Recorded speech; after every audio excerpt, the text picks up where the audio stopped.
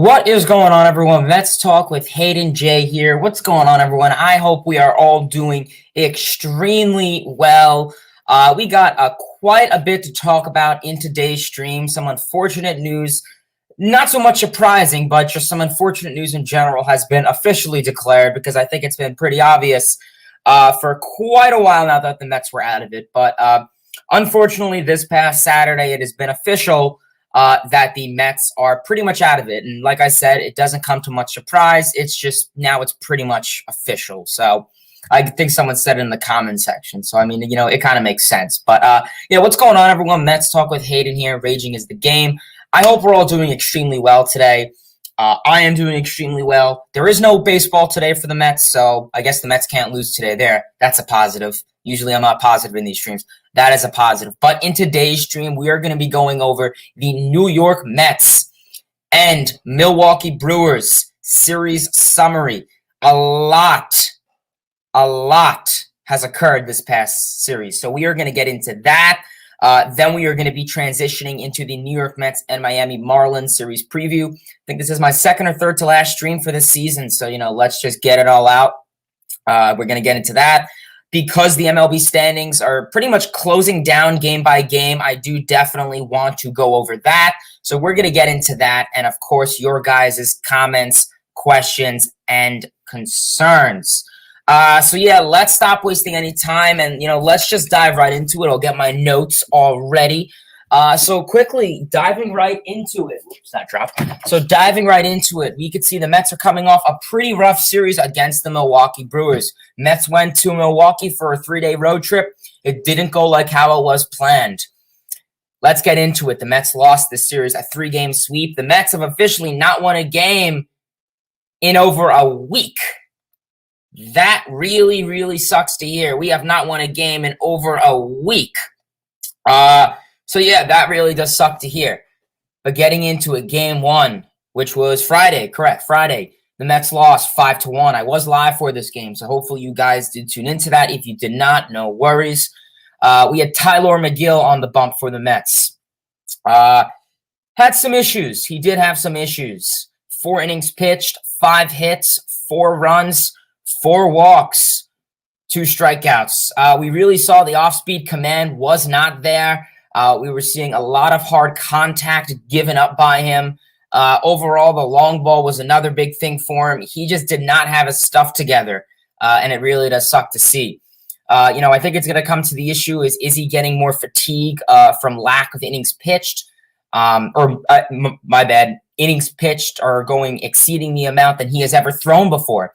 In the minor leagues, when he was in the farm system, he really only would go 50 innings, 40 innings a season. Now he's at 90 already. He's not used to that. So I think that is something that it's going to be something to observe for Megill coming ahead. We're going to look at that coming ahead. Brad Hand came in following that. Typical Brad Hand stuff. He gave up 1 earned run. Not a big surprise. Following that, Heath Hembree and Miguel Castro came in pretty quiet, no complaints there. You had Edwin Diaz come in, who had a pretty solid and quiet outing. Good to see Edwin Diaz. I mean, the only reason he was thrown in there because he hasn't pitched in pretty much years at this point. Our pitching was okay, I guess. Our bullpen was solid, only gave up a run. It was really Tyler Megill that gave up the 4 runs, and the Mets just couldn't score any offense this game.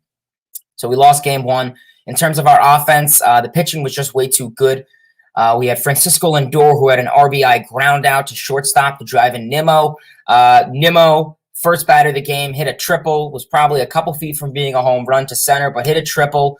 Lindor had an RBI ground out to Willy Adames, the shortstop, to drive him in, and that was the only run of the game. That was literally the Mets' run creation.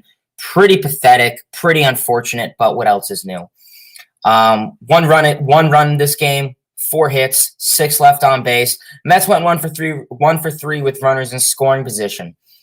This has been a constant thing. I mean, we saw this really earlier on in the season, more so in the second half when runners in scoring position was really a big thing that the Mets weren't really achieving. They would get runners on second and third, and they would get runs, but they would get these little cheap runs like sac flies and stuff. And I mean, listen, don't get me wrong, that's good, but you got to start creating runs that don't result in at least an out or two. So yeah, game one was pretty unfortunate. Overall, what else is there to say? The Mets just like to Mets up. And yeah, so that was game one. Getting into game two, we could see game two was Saturday. Mets lost a one-run game. Really? The Mets lose a one-run game? No way. No way. Yeah, Mets lost a one-run game pretty much. 2-1, Mets lost. We had Rich Hill on the bump. Solid outing for Rich Hill. I hate to blame him for this. We just got no run creation. 5 innings pitched, 2 hits, 2 earned runs, 4 walks, 6 strikeouts. I mean, for the most part, his curve ball was there. His slider, we know he had that sidearm slider that was pretty solid for him in the National Series. He used that a little bit. Solid overall. Following that, we had Elite Aaron Loop. I think that's going to be his new name on the channel, Elite Aaron Loop. I think I like that new name. Elite Aaron Loop came in, quiet, no complaints. Good to see out of that. Following that, you had Trevor May and Seth Lugo both come into this game. Pretty quiet for the most part. I mean, looking at this, for the most part, it's the Mets bullpen is doing solid. It's literally the opposite of 2019. I mean, after our bullpen's been solid, we've been giving up, 1 or 2 runs? I mean, people are saying our bullpen's been very taxed this season, and I could see where you're coming from. But I feel it's a lot better than what we've seen in the past. So, yeah, getting into the offense, pretty low offense as usual, only 1 run. And that was in the 4th inning. Javier Baez had an RBI single to left field to drive in Michael Conforto. And like I said, the offense this game, 1 run, 6 hits, 6 stranded on base, and 1 for 3 with runners in scoring position. Back-to-back days where you only have 2 runners in scoring position on base. And officially on Saturday, the Mets were kicked out of the playoffs mathematically, simply enough because the Phillies won and the Braves won their game. So they were officially out of it. Yeah, sucks to see. Getting into game 3. Game 3 we could see was Sunday. That game was tough. I had to watch all of that game. That was a tough game. Mets lost 8-4. Really was a sting in the bee there. Mets lost 8-4. You had Carlos Carrasco on the bump. As we could see, Carlos Carrasco, another struggling outing. 4 innings pitched, 7 hits, 5 earned runs, 4 walks, 3 strikeouts. We really could see he struggled once again that first inning. Not a surprise there. I don't know what it is with him in the first inning. He seems to just simply struggle with the command. He seems to struggle with, I don't know if it's a mental thing, but he gives up a lot of hard contact. He'll give up the long ball. It just has really been tough to see out of him. I mean, do I question, is it, first time around the order? Is it a mental issue, a mental piece? I mean, people are saying, oh, well, then maybe you should have, a guy like Aaron Loop or, have an opener go for the first inning. And then, you throw in Carrasco in the second inning. I don't know if that's going to make a difference because it's still facing, maybe you won't have to face the first 3 or 4 batters at least. But I just really question how much of a difference it would make. A lot of it, they did ask Rojas that, and I mean, what else would Rojas typically go to say? So yeah, that really sucked to see. Following that, Castro came in, pretty solid performance out of Castro. The command has been iffy for them, but he was there. Familia struggled a little bit. A lot of it wasn't on him, though. Some defensive errors by Jonathan Villar and Francisco Lindor. That kind of stuck to see. He gave up a run. Aaron Loop came in to get out of the jam, and, Aaron Loop is elite. So, I mean, what else is new? Yeah, Heath Hembry came in. Hand came in quiet. The first time I think Hand and Hembry both came in, and literally, I think it was the first time that Brad Hand came in, or the second time where he didn't give up a run. It's good to see. In terms of our offense, Francisco Lindor had a solo home run to right in the first inning. First hit of this series, 427 feet. Lindor really did need that. I will tell you that. Baez had an RBI double, as we could see in the 4th inning, to drive in Alonso and Michael Conforto to left field. Good to see. And then in the 6th inning, Kevin Pillar had a BABIP single to left center to drive in Pete Alonso. Alonso with the good hustle there. So I like to always see that. So that was it with the Mets and Brewers series. Very, very, very tough series for this team. And, you could really hope that you didn't want it to end like this. Obviously, the Mets and the Brewers, the Mets are out of it, yes, but it would have been nice if they still showed that they had some life than just end the season on just, the Mets haven't won a game in a week. I mean, yeah, we had 2 days off, but still. So getting into some other news, a lot of other news going around with the Mets, and then we are going to get into the Then we are going to briefly, well, actually, I don't want to say briefly. We're going to be touching on the MLB standings a lot because playoffs are right around the corner. Only 2 series left for all the MLB teams, and then we get into the playoffs. So I do want to touch into that. But before we get into that, I did want to get into the Mets and Marlins series. So Mets have an off day today, as we did state. But tomorrow, Tuesday at 4:10, we will have game 1 of a 7-inning doubleheader. We will have Trevor Rogers on the bump for the Miami Marlins. Trevor Rogers, I mean, he's been having a pretty solid season that I think any rookie would have satisfactory for. He has cooled down a little bit since we've been seeing him in the early first half. 7-8 record, 2.67 ERA. 2.67 ERA, 151 strikeouts. He can have a walk issue at times. That is the one thing you do have to get with him and try to tackle at. But solid rookie season, like I stated. His fastball and changeup has been there. Limits barrels. I mean, high K rate, limits hard and soft contact at times. He's a left-handed pitcher, so the Mets are probably going to lose this game. What else is new? I think that's really it with Trevor Rogers. He will be facing the one and only Marcus Stroman. He's coming off a tough start in Boston, so you hope that he could try to turn it around. 9-13 on the season, a 3 flat, exactly flat ERA, 154 strikeouts. That splitter slider has been looking very nice. Keep the command stable. We know the command was a little iffy for him last time, so try to keep the command stable. That's really all I'm going to say about that.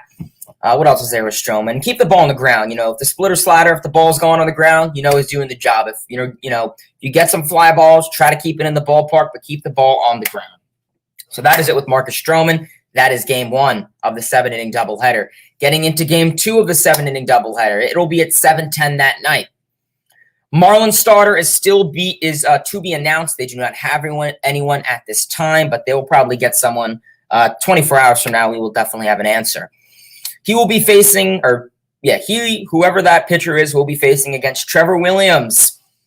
We've been seeing Williams come out a lot in 7-inning doubleheader situations, and he's been pretty solid. No complaints with him in those situations. 4-2 this season, a 4.39 ERA, 79 strikeouts. He's been solid. He's been effective. Like I say with him and Rich Hill, they're savants, they're references, all these websites and stats. They don't look good, but they get the job done. Williams has been in the bullpen, as we know. Try to go 5 innings pitched at least. And he's increased the sinker, so hopefully, he could try to be effective out there. So that is game 2. Getting into game 3, Wednesday at 7:10. I'm probably going to butcher this name, so do not slaughter me. Elizer Hernandez, I believe is how you pronounce that name. He has 1-3 on this season, a 4.24 ERA, 47 strikeouts. He has a nice four-seamer, a pretty solid slider that's pretty sharp. He limits walks.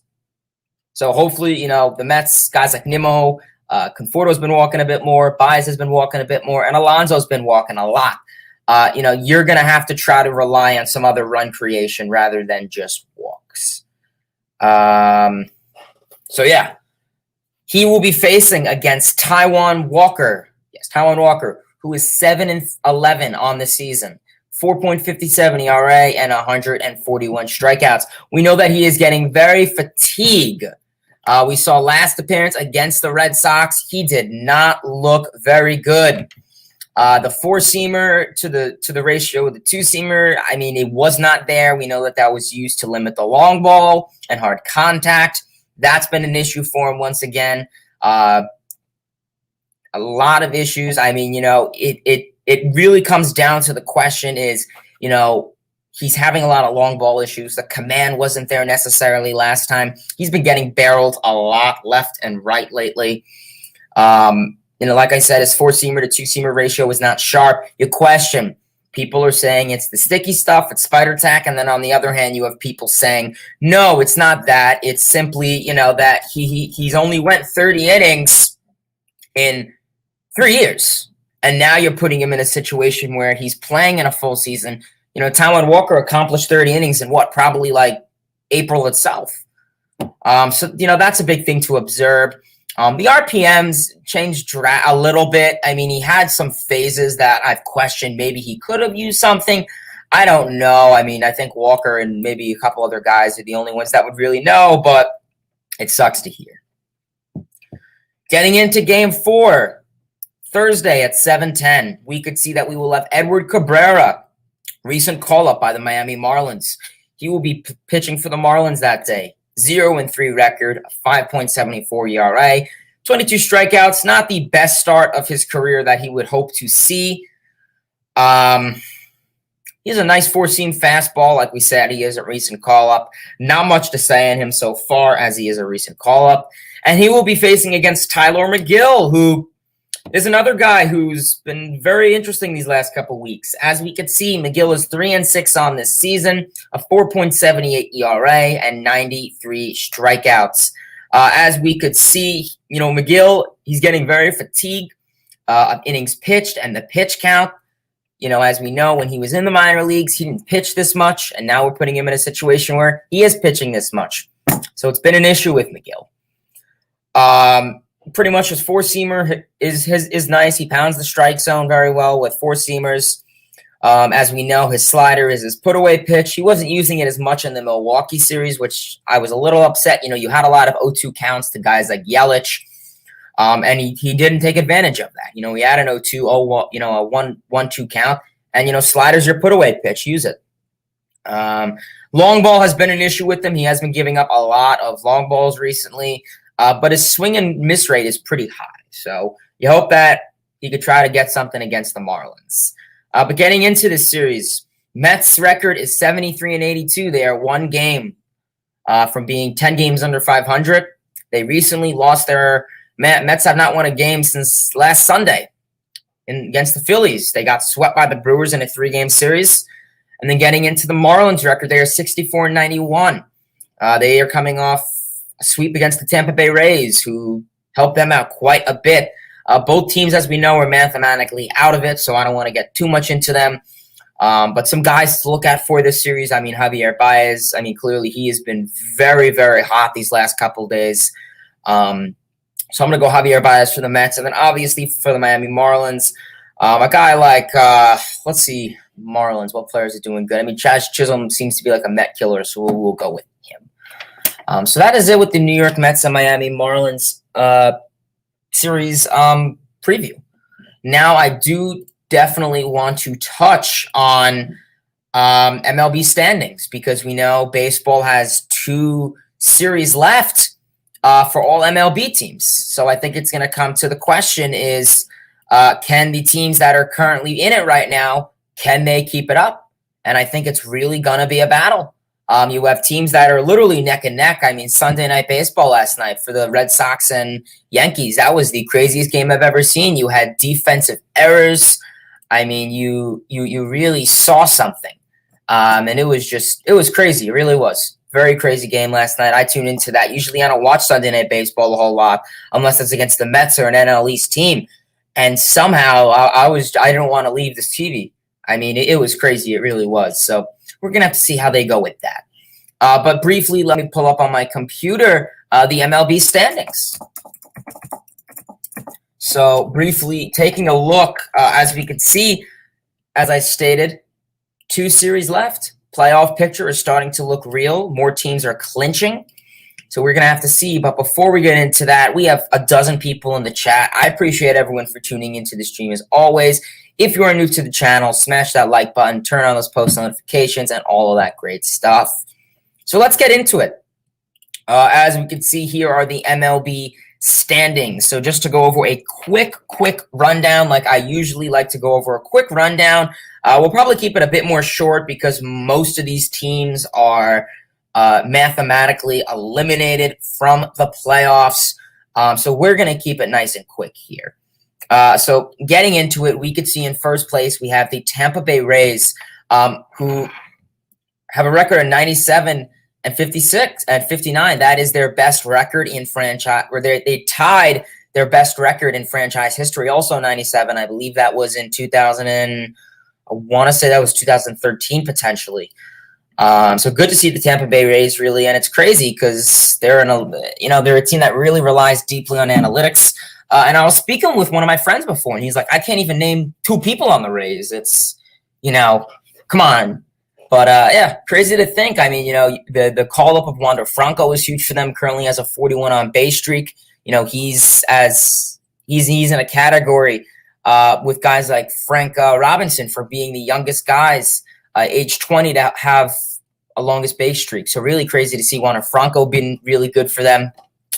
Randy Arozarena is putting up a AL Rookie of the Year type of season. He's been looking solid. Austin Meadows, first player since Evan Longoria to reach 100 RBIs in a season. Longoria has been very effective for them.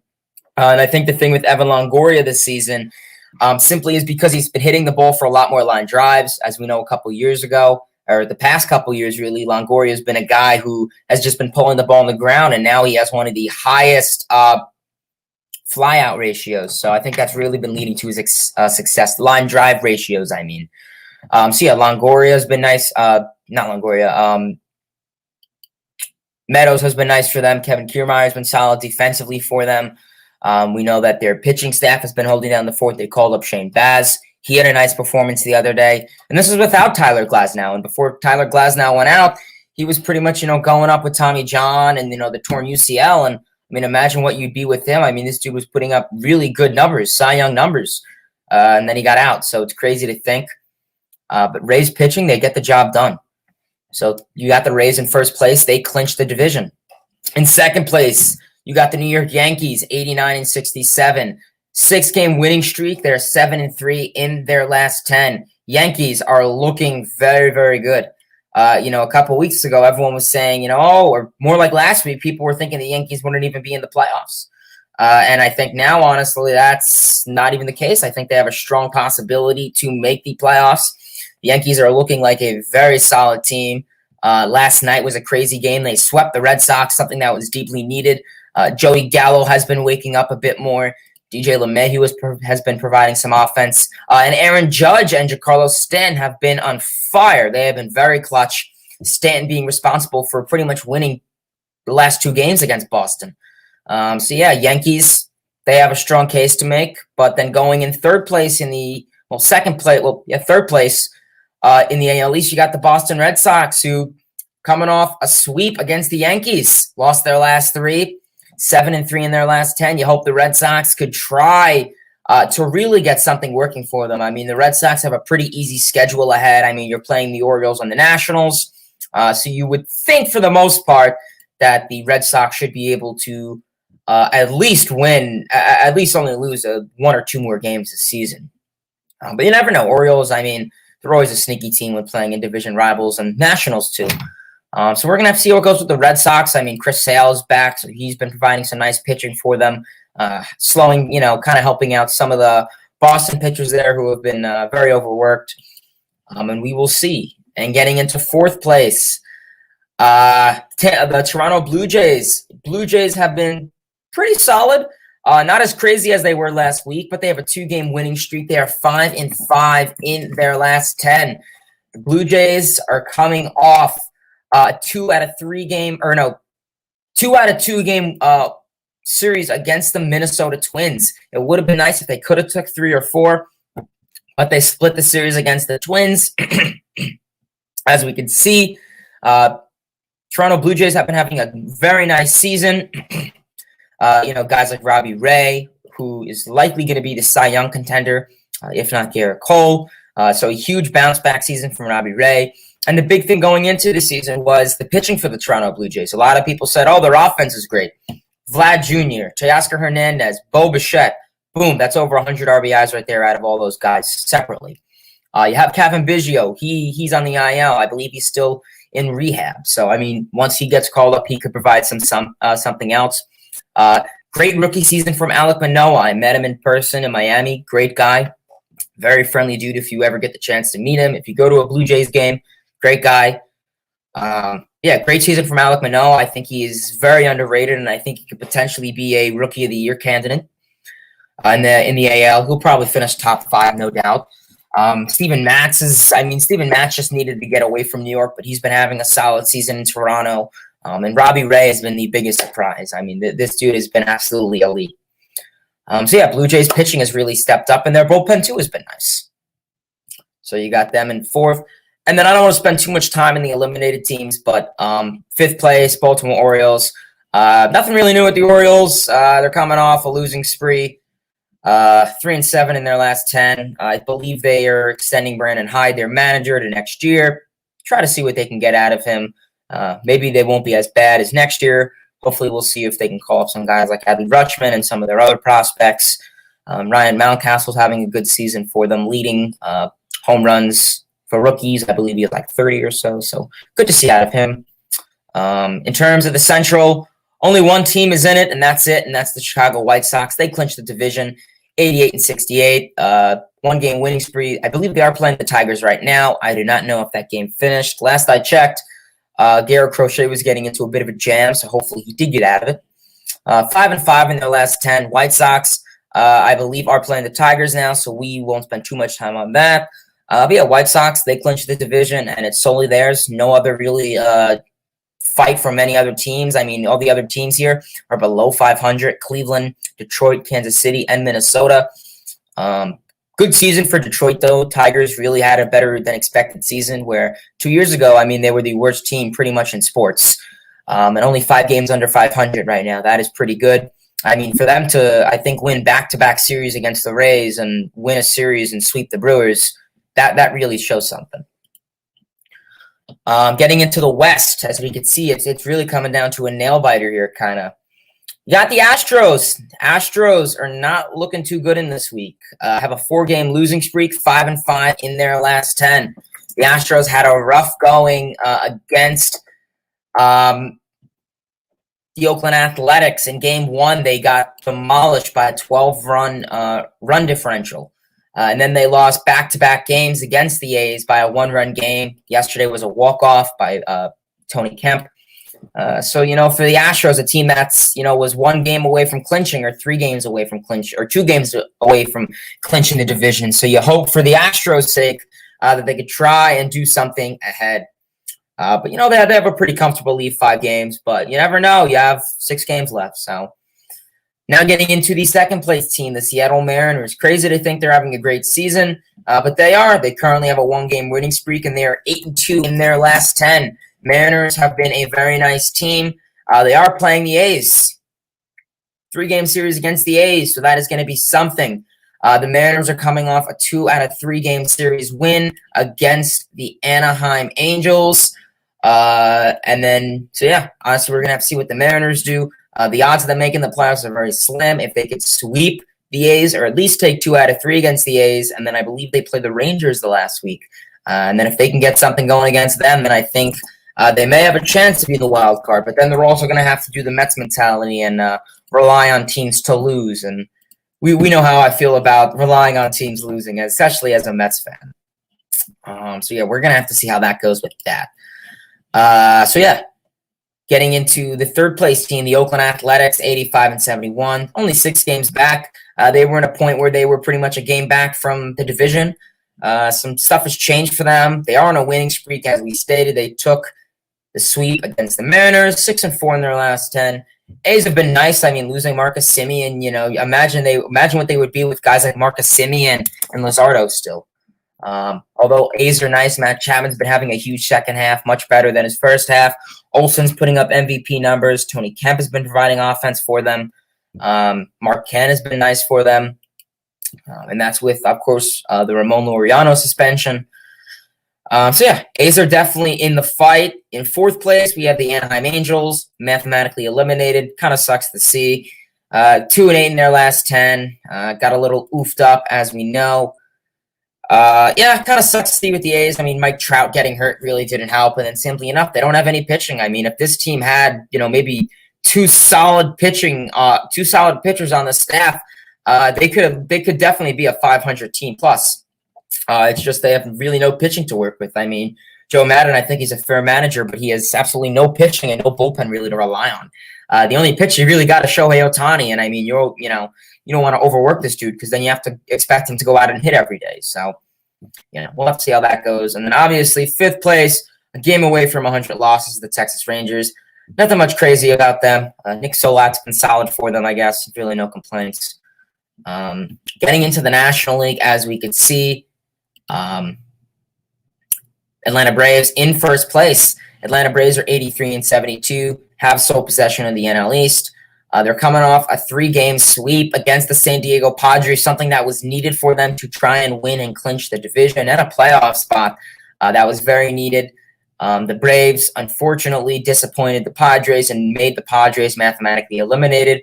Braves are having a pretty good second half so far, 7-3 in their last 10.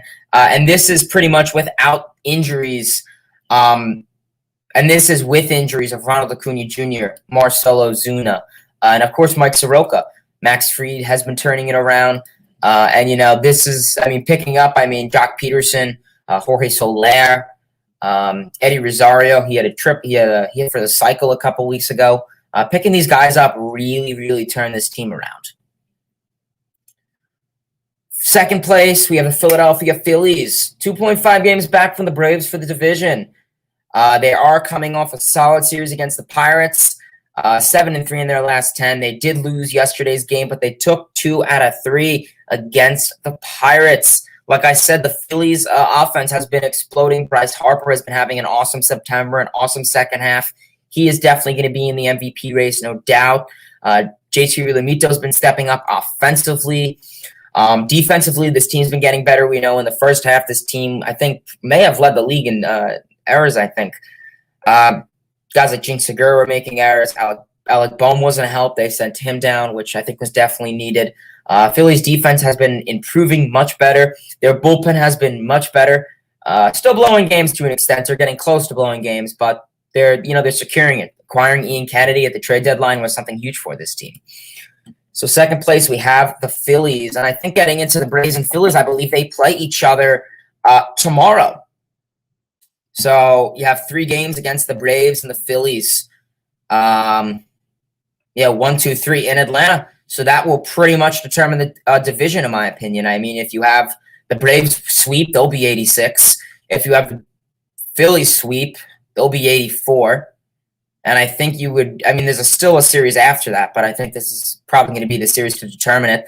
So, the Braves are pretty much looking at take 2 out of 3, and I think it is pretty much their division there. 3rd place, mathematically eliminated, the New York Mets. I'm not even going to spend any time on this. 4th place, the Miami Marlins. Lost their last 5, got a little looped up against the Rays in the Florida series, 3-7 in their last 10. But for the Marlins, they had some nice spots for the future. They look nice this season so far. They've been playing pretty solidly at home versus the away record, as we know. This team has been calling up some of their prospects. We know guys like Edward Cabrera was someone that was called up for them. Guys like Chaz Chisholm, Trevor Rogers, some of their rookies have been nice. They have a nice young rotation. A lot of them are made up of lefties, which is something that a lot of MLB teams cannot say they have. And a nice young farm system to go ahead. So Marlins are going to be hot in the future. 5th place, you have the Washington Nationals. Really nothing crazy to say about them. Juan Soto has literally been carrying this team. Juan Soto is trying to make that push for MVP. Getting into the Central, we could see the Milwaukee Brewers, as of yesterday, clinched the division, 94-62. They are making the push. 6 games left. Can they get to 100 wins? They are on a 3-game winning spree, thanks to sweeping the Mets, 5-5 in their last 10. They turned it around from the St. Louis series. Their pitching has been awesome. Josh Hader has been lights out. Brewers are looking nice. Willie Adames has been boosting up a bit more. Colton Wong, good to see out of the Brewers. Even Christian Yelich had a nice series against the Mets. Good to see. So Brewers, division's theirs.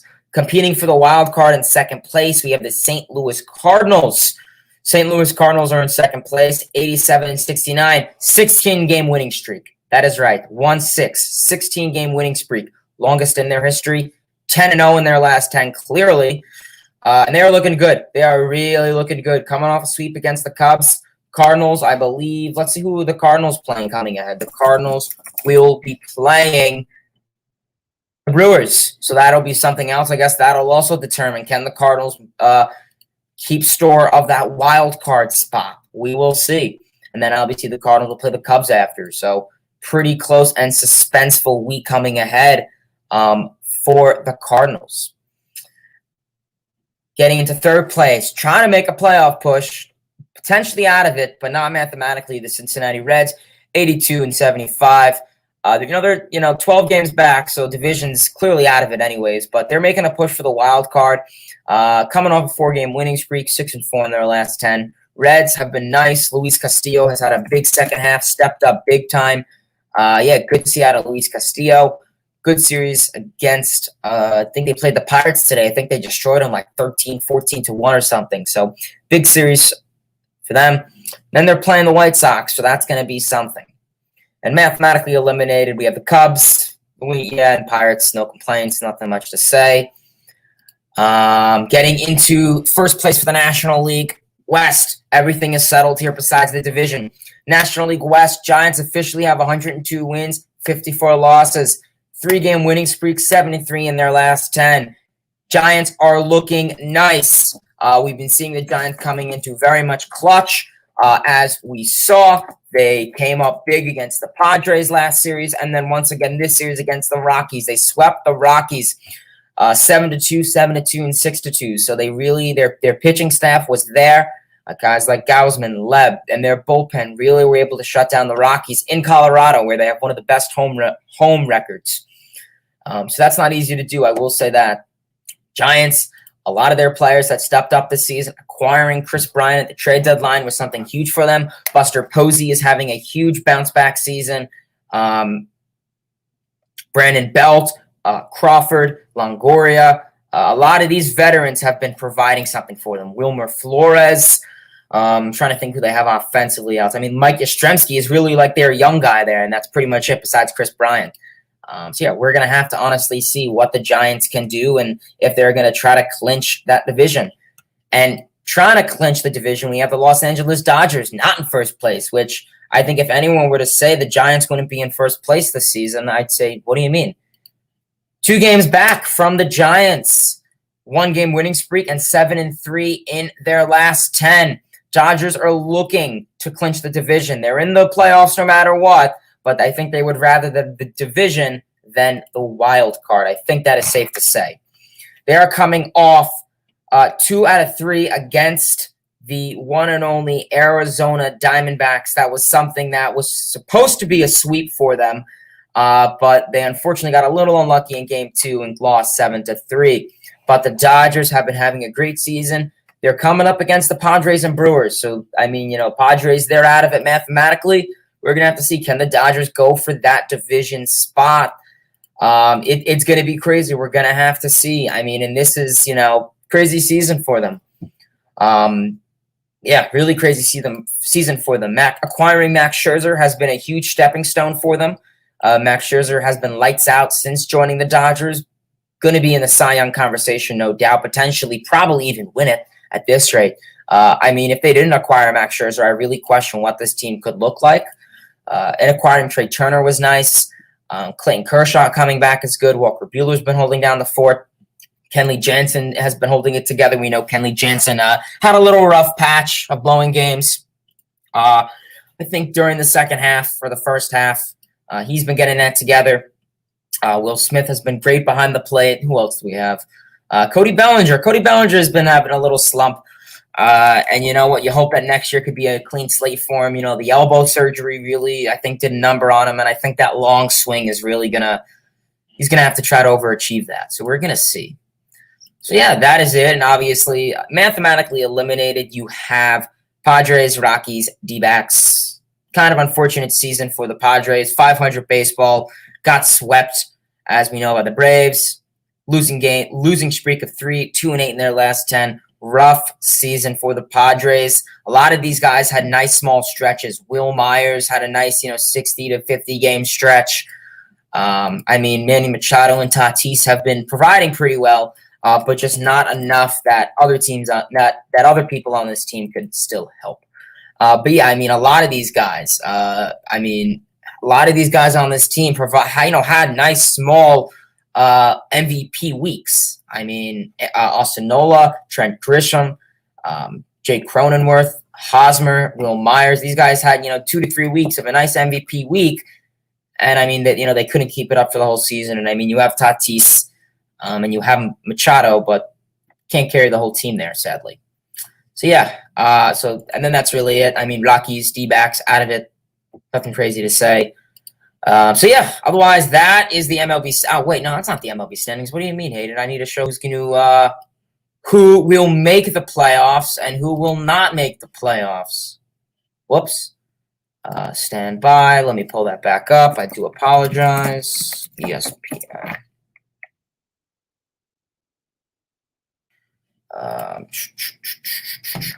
So taking a little look-see. I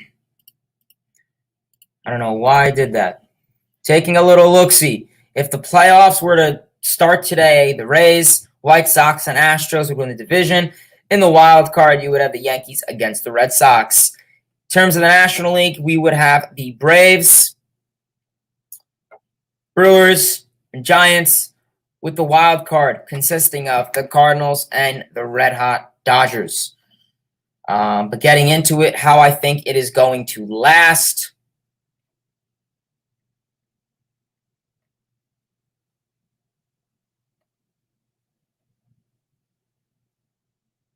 Sorry about that. So getting how I think it is going to last, I think the Rays clearly have won the division for the East. Central, clearly the White Sox. I think the Astros are going to win the West. And I think the wild card, call me nuts, but I think the Red Sox will get first place in the wild card. They're playing the Orioles and Nationals for the rest of the season, so I think that should be pretty simple. They should only at least lose 1 or 2 to 3 games. And I think the Blue Jays got a nice schedule ahead also.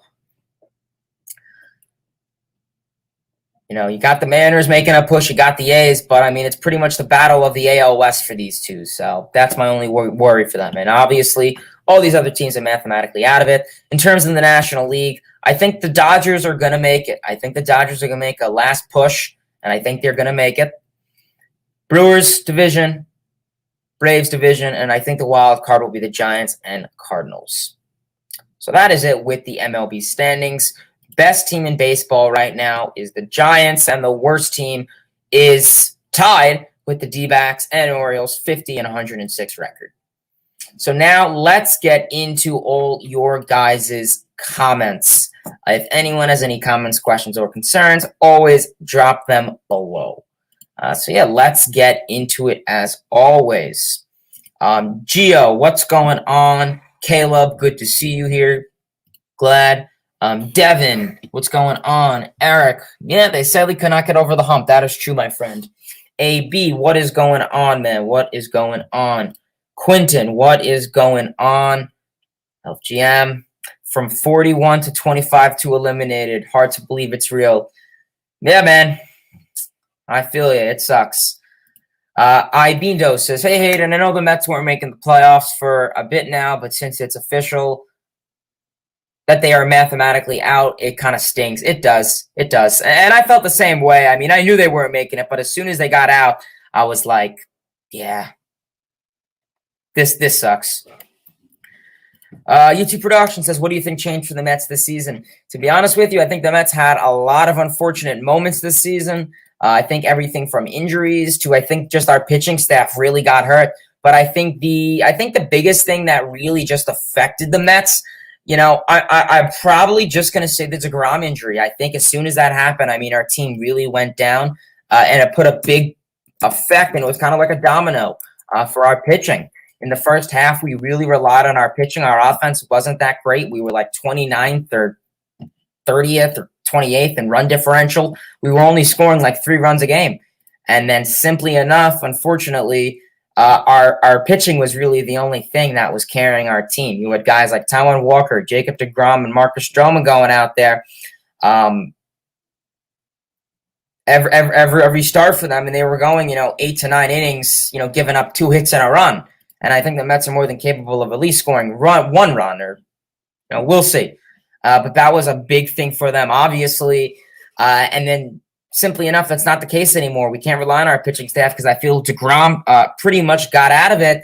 And then that put a lot of pressure on guys like Marcus Stroman, Taijuan Walker. And I mean, that pretty much kind of just sent it away for the Mets. So really does suck to see for the Mets to end the season this way. You would like them to at least try to continue to carry a fight. Yeah, they're out of it, but I mean, don't just lose every single game from here. That just looks terrible. I mean, I don't know. That's all I'm going to say. But yeah, I think everything from injuries, I think the injuries was the biggest effect.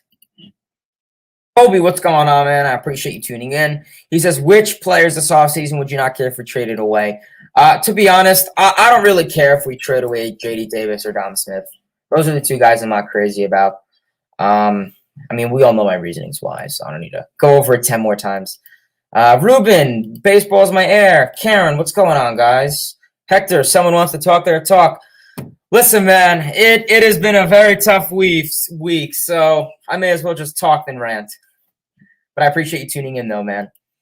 Baseball's my air says, do you think it's possible Vientos or Beatty could start at third base next season?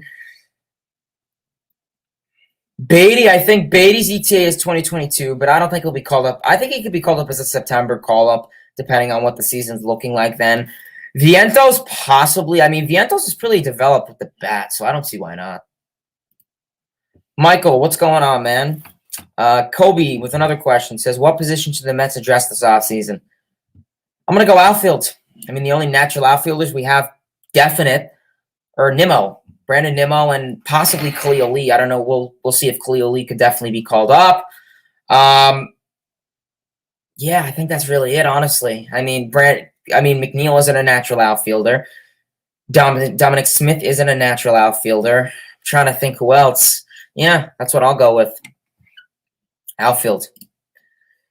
It's not okay. Oh, Quentin says it's not okay. I've been following the Mets before you were born, Hayden, so I will never give up. I believe we will be back next year. I love GM. I like the attitude, Quentin. I like the attitude. AB says we swept the Red Sox. Yeah, your Yankees did sweep the Red Sox at Fenway. That was a great series. They needed that. Joe, what's going on? Joe says every time Familia or Hand comes in, I'm like, oh, crap, the game is over. I feel you, man. Nick says, what do you think the Mets will do with Peterson and Megill next season? That's a good question. So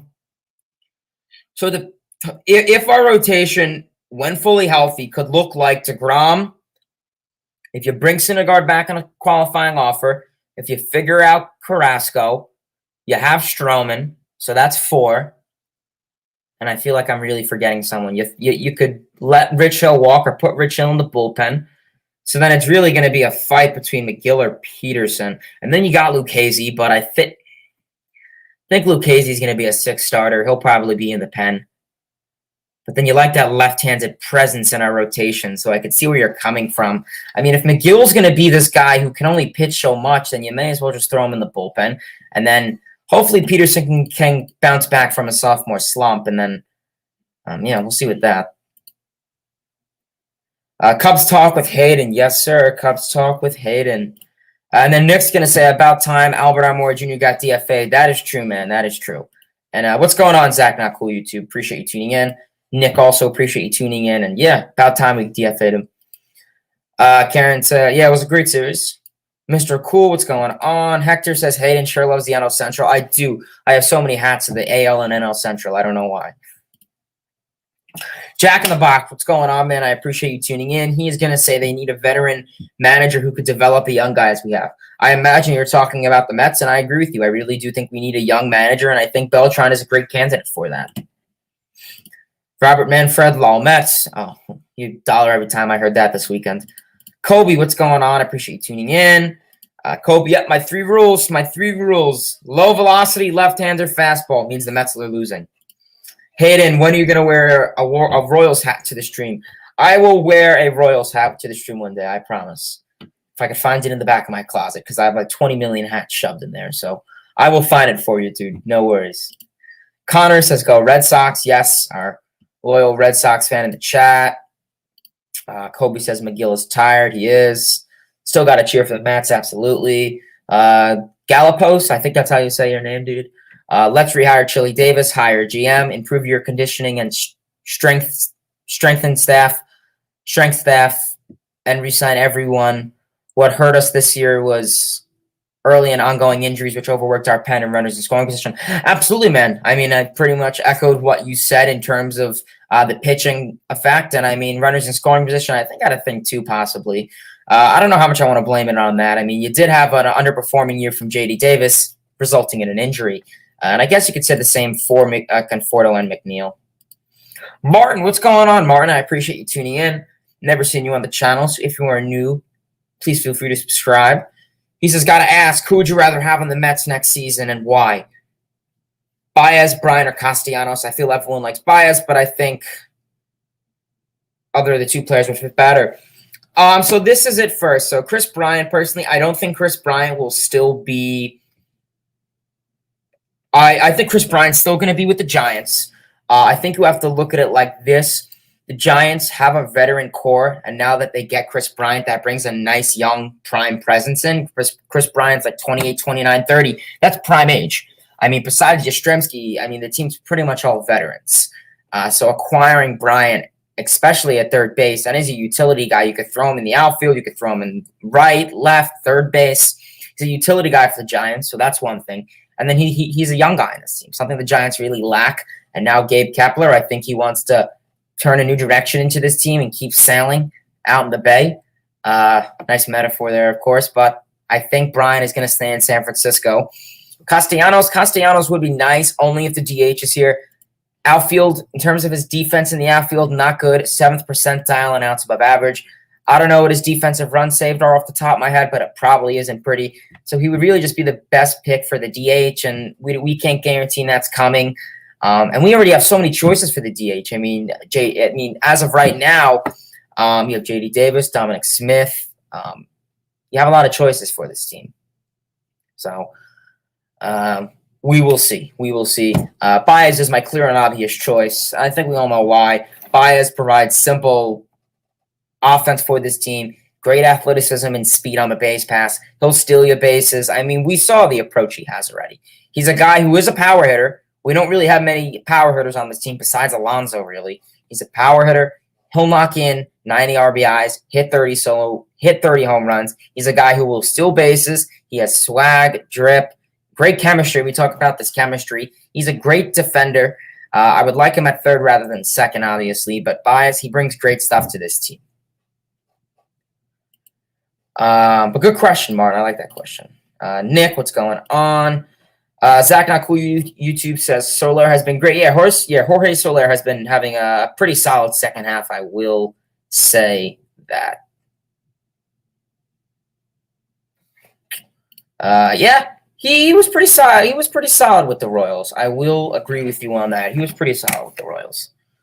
It's Sango says, "Are you angry the Mets were eliminated?" Well, yeah. I mean, why? I mean, who wouldn't be angry if the Mets were eliminated? I don't know. It was expected. Giants are looking good. They are. Giants are looking very good. Mark Sears, just a thumbs up. What's going on, man? Mets should just keep Syndergaard and Syracuse. Yeah, I mean, there's no point in bringing them up. Not the Red Sox. Padres fell at the worst time. They did, Martin. They did. Coby says extend Baez, of course. Quentin says LFGM, of course. Hayden says, do you think the Mets should sign Baez? Hopefully you heard my little rant. Yes. LFGM, good stream. Yes. So I appreciate everyone for tuning in. If anyone else has any more comments, questions, or concerns, please feel free to drop them in the comment section below. That's really all I have for today's stream. As we know, the playoffs are coming up. I definitely am going to stream some playoff games. I will definitely stream the World Series. That is a fact. I'll definitely stream the World Series. Regardless who's in it, I mean, the Mets are in the playoffs. I'm still going to follow them. And yeah, otherwise, we will see what goes on for baseball.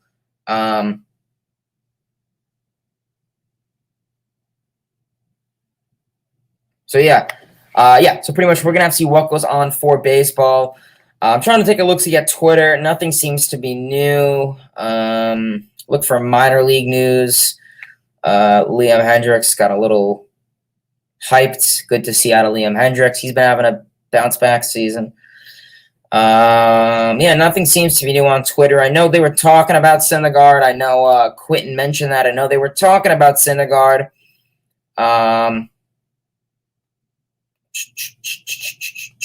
Yeah, nothing seems to be new on Mets Twitter, really. Sign night fell, t-shirt night, cool. Really no complaints about that.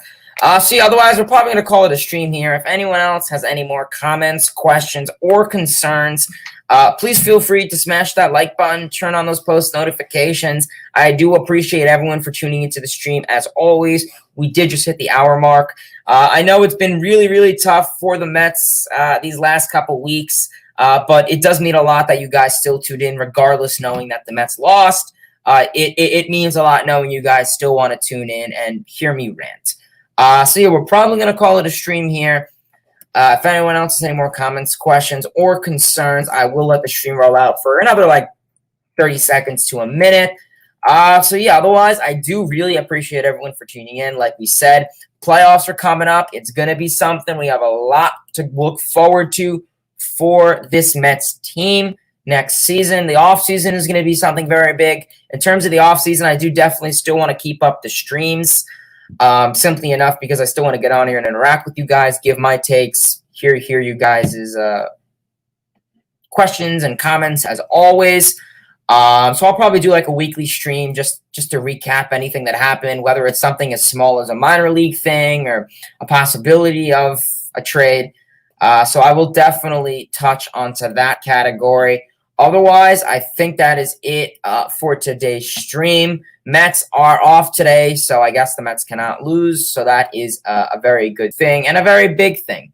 Otherwise, we are going to call it a stream here.